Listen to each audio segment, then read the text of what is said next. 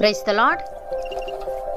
ఈరోజు దేవుని వాగ్దానము, ఎవనికి యాకోబు దేవుడు సహాయుడగునో, ఎవడు తన దేవుడైన యెహోవా మీద ఆశ పెట్టుకొనునో వాడు ధన్యుడు.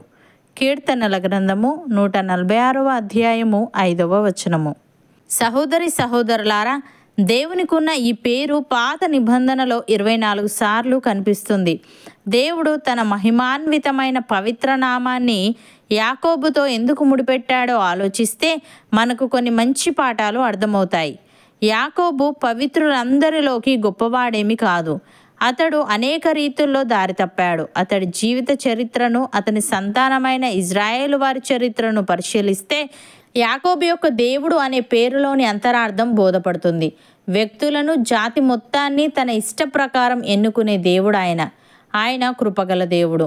తన ప్రజలు అనేక తప్పులు చేసినా తన వాగ్దానాలను మాత్రం నిలబెట్టుకునే దేవుడు. ఆయన గొప్ప సహనాన్ని చూపే దేవుడు, పాపులను పవిత్రులుగా మార్చే దేవుడు.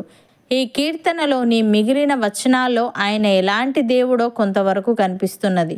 యాకోబు యొక్క దేవుణ్ణి తనకు సహాయకుడిగా కలిగిన వాడు నిజంగా ధన్యుడు. భక్తుడు ఈ విధంగా అంటున్నాడు: దేవా, నిన్ను గూర్చి నేనొక క్రొత్త కీర్తన పాడెదను. 10 తంతుల సితారాతో నిన్ను కీర్తించెదను. నీవే రాజులకు విజయము దయచేయువాడవు. దుష్టుల ఖడ్గము నుండి నీవు నీ సేవకుడైన దావీదును తప్పించువాడవు. నన్ను తప్పింపుము, అన్యుల చేతిలో నుండి నన్ను విడిపింపుము. వారి నోరు వట్టి మాటలాడుచున్నది, వారి కుడి చెయ్యి అబద్ధముతో కూడి ఉన్నది. మా కుమారులు తమ యవ్వన కాలమందు ఎదిగిన మొక్కల వలె ఉన్నారు. మా కుమార్తెలు నగరునకై చెక్కిన మూల కంబముల వలె ఉన్నారు. మా కొట్లు నింపబడి పలు విధములైన ద్రవ్యములకు నిధులుగా ఉన్నవి. మా గొర్రెలు 1000 కొలదిగాను 10,000 కొలదిగాను మా గడ్డి బీళ్లలో పిల్లలు వేయిచున్నవి. మా ఎడ్లు గొప్ప బరువులు మోయగలవి. మా వీధులలో చెరబడుట అయినను ఉరుకులెత్తుట అయినను లేదు.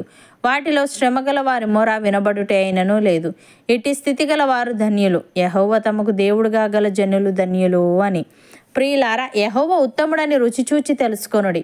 ఆయనను ఆశ్రయించు నరుడు ధన్యుడు. యెహోవా భక్తులారా, ఆయన యందు భయభక్తులు ఉంచుడి.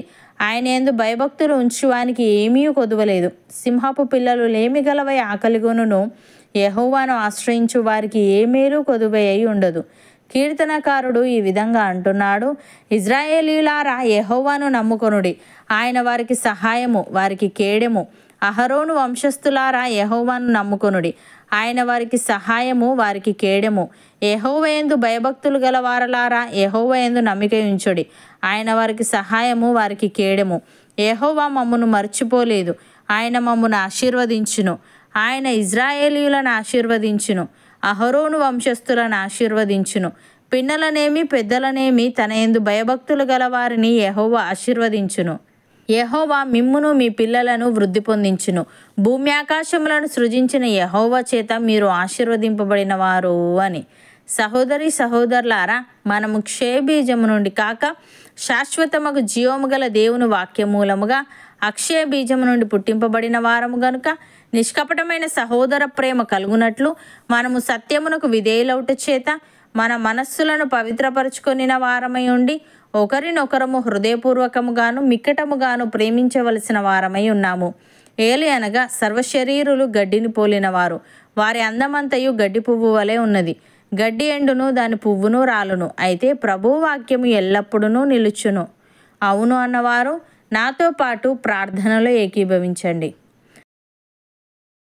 పరిశుద్ధుడా, ప్రేమగల తండ్రి, ఎవనికి నీవు సహాయుడగుదువో, ఎవడు నీ మీద ఆశ పెట్టుకొనునో వాడు ధన్యుడని నీవు భూమి ఆకాశాలను సృజించావని వ్రాయబడి ఉంది. తండ్రి, నీకు స్తుతులు.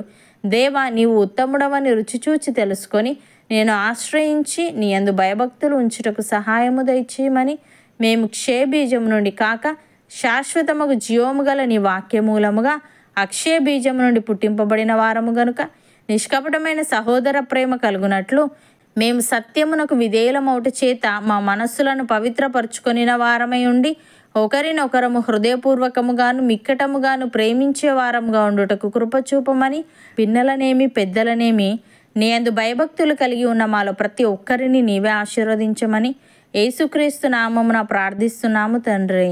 ఆమెన్.